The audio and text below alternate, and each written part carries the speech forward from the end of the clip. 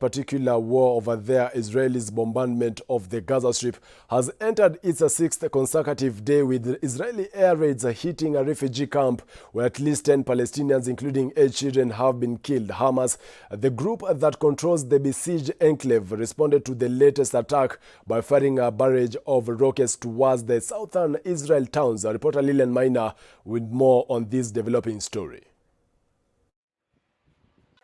In the occupied West Bank, Israeli forces have killed at least 13 Palestinians who were protesting against continued Israeli occupation and the ongoing bombardment of Gaza.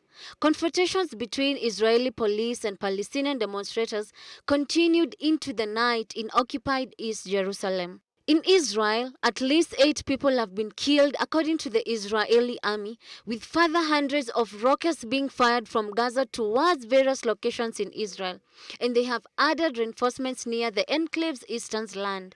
As the violence escalates, the humanitarian crisis grows steadily worse, with thousands of Palestinian families taking shelter in United Nations rent schools in northern Gaza to escape Israeli artillery fire. The UN has said it estimates approximately 10,000 Palestinians have left their homes in Gaza amid the Israeli offensives. At the same time, a U.S. envoy has arrived in Tel Aviv for de-escalation talks as unrest between Israel and Palestinians continues. Hadi Amir, the Deputy Assistant Secretary for Israel and Palestinian Affairs, will take part in talks with Israeli, Palestinian and UN officials and reinforce what US diplomats said was the need for a sustainable calm. Mr. Amir's arrival comes ahead of a UN Security Council meeting tomorrow.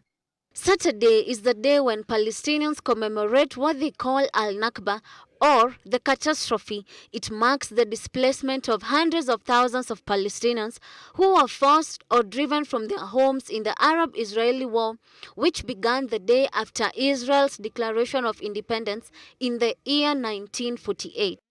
For Switch TV, I'm Lilian Maina.